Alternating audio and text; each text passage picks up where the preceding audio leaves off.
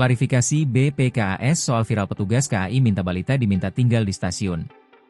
BPKASS klarifikasi video viral balita diminta ditinggal di Stasiun Mandai Balai Pengelolaan Kereta Api Sulawesi Selatan, BPKASS, memberikan penjelasan resmi terkait sebuah video yang ramai diperbincangkan di media sosial.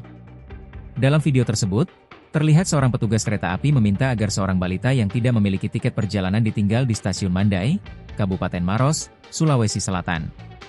Kepala BPKASS, Debbie Hospital, menyampaikan bahwa berdasarkan investigasi internal, petugas dalam video tersebut ternyata merupakan tenaga kerja dari PT Angkasa Pura Sport, APS, bukan pegawai langsung BPKASS. Petugas tersebut bertugas di wilayah layanan stasiun sebagai bagian dari tim operasional pendukung.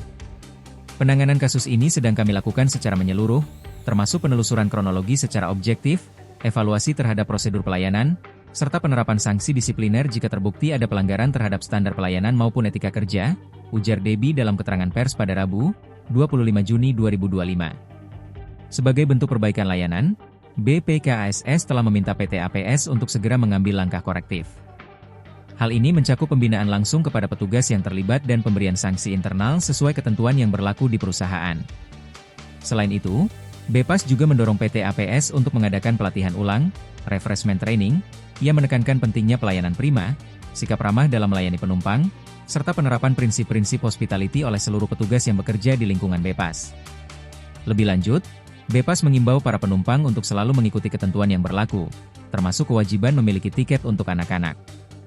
Hal ini penting demi menjaga keselamatan dan kenyamanan seluruh penumpang selama perjalanan. Kami sangat mengapresiasi segala masukan dan kritik dari masyarakat. Umpan balik seperti inilah yang menjadi pendorong kami untuk terus membenahi dan mengembangkan layanan transportasi publik yang lebih baik dan inklusif, tutup Debbie.